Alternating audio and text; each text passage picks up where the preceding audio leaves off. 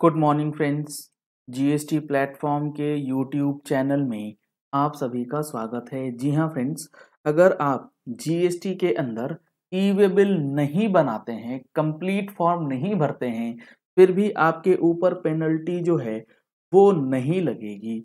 जी हाँ फ्रेंड्स, जुड़े रहिएगा इस वीडियो के एंड तक ताकि आपको भी ये पर्टिकुलर ऑर्डर जो है वो अच्छे से समझ में आ जाए और इस चीज़ को आप किस तरीके से अपने बेनिफिट के लिए यूज़ कर सकते हैं उसका भी आप असेसमेंट कर पाएंगे। यहाँ पर आप देख पा रहे हैं एक जजमेंट इशू किया गया है हाई कोर्ट के द्वारा, जो कि दिया गया है इन फेवर ऑफ असेसी, यानी कि टैक्स पेयर के फेवर में ये जजमेंट आया है। इसमें इशू क्या इन्वॉल्व है? इशू इन्वॉल्व है the error in not filing the form in part B of the e way bill was on account of technical glitch। अब इसका क्या मतलब है कि not filing the form in part B of the e way bill. इसके लिए आपको ई way bill का जो स्ट्रक्चर है वो समझना होगा। जब भी आप ई वे बिल निकालते हैं, अभी गोल्ड के लिए जो ई वे बिल निकालने वाली चीज है उसकी डिस्कशन नहीं कर रहे हैं क्योंकि वो नोटिफाई नहीं हुई है। अभी इन जनरल जो आज तक आप निकालते आए हैं ई वे बिल, उसका जो फॉर्मेट है फॉर्म EWB 01 के अंदर, उसमें दो पार्ट दिए जाते हैं, part A and part B. Part A जो होता है उसके अंदर आपको जो डिटेल्स डालनी है वो होती है इनवॉइस की डिटेल्स, जैसे इनवॉइस नंबर हो गया, कंसाइनर का नाम, कंसाइनी का नाम, आइटम का नाम, उसका HSN कोड, उसकी टैक्सेबल वैल्यू और टैक्स रेट कितना है और सब्सिक्वेंटली टैक्स अमाउंट कितना जनरेट हुआ। यानी कि पार्ट ए में आपको बेसिकली इनवॉइसेस की डिटेल्स जो हैं वो फीड करनी है। अब यहाँ पर ई वे बिल जो है सिर्फ पार्ट ए जनरेट करने के बाद भी, यानी कि सिर्फ पार्ट ए स्लिप निकाल करके भी आप उस पार्ट ए स्लिप को दे सकते हैं अपने ट्रांसपोर्टर को, जो पार्ट बी अपडेट करेगा। पार्ट बी क्या होता है? पार्ट बी होता है जिसमें आपके ट्रांसपोर्टर की डिटेल्स जाती है, जिस गाड़ी के अंदर आपकी माल की ढुलाई होनी है। तो वहां पर गाड़ी number, GSTN number of transporter वगैरह वगैरह चीजें जो हैं वो मेंशन करी जाती हैं कि डिस्टेंस कितना है, पिन कोड क्या है, pin code to pin code का डिस्टेंस कितना है।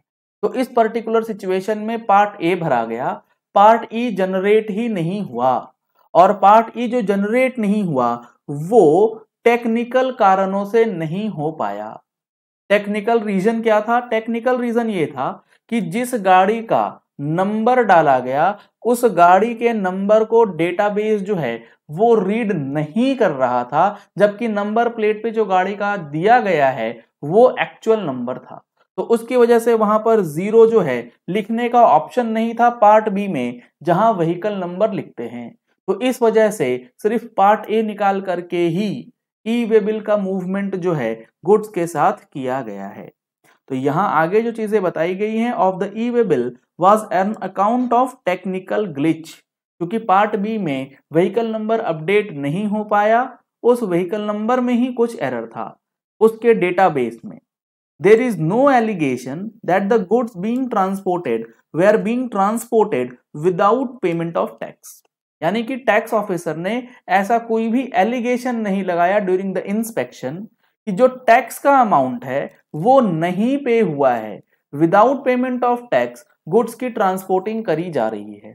ना तो गुड्स अंडर वैल्यू थे, ना ही जो गुड्स इनवॉइस में मेंशन्ड थे उसके साथ जो एक्चुअल फिजिकल गुड्स अवेलेबल थे दोनों में कोई डिफरेंस था। सिर्फ और सिर्फ पार्ट बी जनरेट नहीं हुआ due to technical issues. The petitioner argues that the order imposing penalty as well as demanding tax is bad in law and liable to be set aside। तो यहां पर यह डिमांड किया गया कि सिर्फ टेक्निकल इशू की वजह से पार्ट बी जनरेट नहीं हुआ है, टैक्स की कोई भी चोरी जो है वो नहीं हुई है, इसीलिए जो ये पेनल्टी का जो ऑर्डर आया है इसे निरस्त किया जाए। इसके बाद यहाँ पर डिटेल्ड समरी दी गई है कि क्या हुआ है जजमेंट में, जिसका डिस्कशन करेंगे। ऐसे ही इंपॉर्टेंट और अच्छी जजमेंट्स का एनालिसिस आपको हमारे मंथली टैक्स मैगजीन के अंदर भी प्रोवाइड किया जाता है। अगर आप लोगों ने अभी तक टैक्स मैगजीन का सब्सक्रिप्शन नहीं लिया है तो दिए गए नंबर्स पे कॉल करके, व्हाट्सएप करके आप टैक्स मैगजीन का सब्सक्रिप्शन ले सकते हैं, जिसमें monthly GST and income tax से रिलेटेड अपडेट्स जो हैं वो आपको प्रोवाइड किए जाते हैं। अगर आप फॉर्म 3CD के अंदर क्लॉज 44 को भरने में किसी भी प्रकार का कोई समस्या फेस करते हैं तो उसके लिए हमारे पास टूल्स अवेलेबल करवा दिए गए हैं। टैली के अंदर आप ऑटोमेटिकली क्लॉज 44 जो है वो अब जनरेट कर पाएंगे अपने 3CD रिपोर्टिंग के लिए। अगर आप ये टूल्स लेना चाहते हैं तो आप सेम नंबर पे कांटेक्ट कर सकते हैं। अब यहां अगर आप देखेंगे तो सेक्शन 129 के अंदर जो डिटेल्स दिया गया है कि पिटिशनर चैलेंज द डिमांड और पेनल्टी डेटेड 18 अप्रैल 2018 का ये मामला है, passed by the respondent number 1 यानी कि जो डिपार्टमेंट के ऑफिसर के साइड से हुआ वो, as well as the appellate order dated 14 May passed by the respondent number 2, यानी कि गाड़ी डिटेन हुई, पेनल्टी ऑर्डर हुआ, वो भर दिया गया, उसके बाद उसे अपील कोर्ट लेकर गए फर्स्ट अपीलेट अथॉरिटी में, वहां पर भी वो चीज रिजेक्ट हो गई। उसके बाद हाई कोर्ट में रिट फाइल किया गया।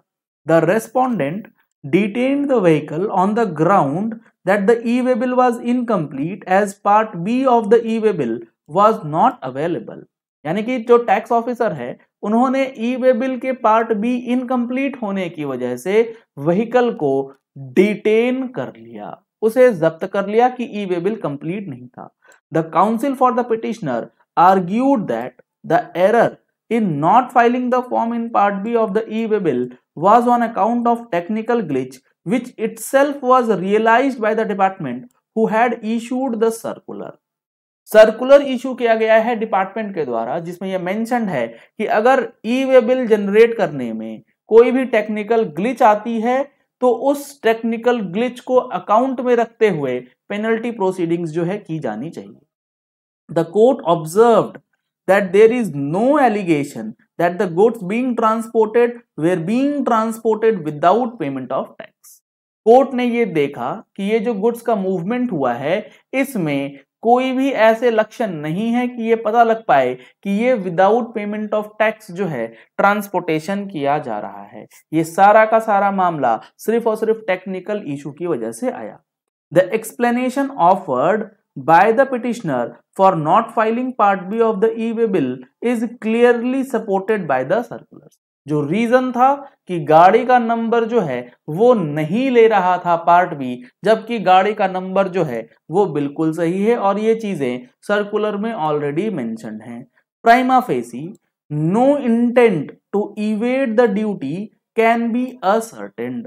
तो यहां पर टैक्स की चोरी का कोई मामला जो है प्राइमा फेसी नहीं बनता है। The court relied upon the judgement dated 13 April in the case of VSL alloys. VSL alloys के केस में भी ऐसा ही सिचुएशन आया।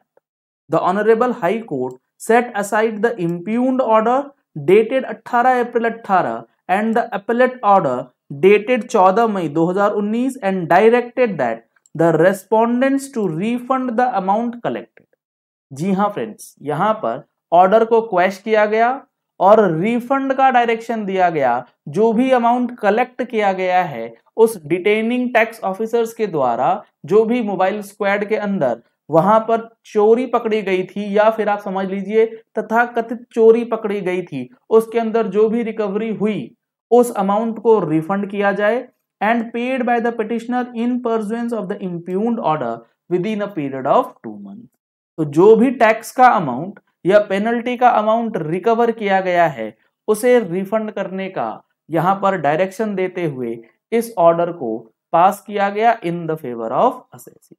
तो अब आप लोगों को भी ये चीज ध्यान में रखनी है कि अगर कभी भी आप लोगों का ई-वे बिल जनरेट करते समय किसी प्रकार की कोई टेक्निकल इशू आती है तो आप उस चीज को अकाउंट में रख के, उस चीज को कंसिडर करके, उसका एविडेंस रख करके सपोर्टेड बाय सर्कुलर्स अपने आप को बरी कर सकते हैं इन केस ऑफ डिटेंशन। काफी इंपॉर्टेंट और अच्छा जजमेंट जो है ये दिया गया है।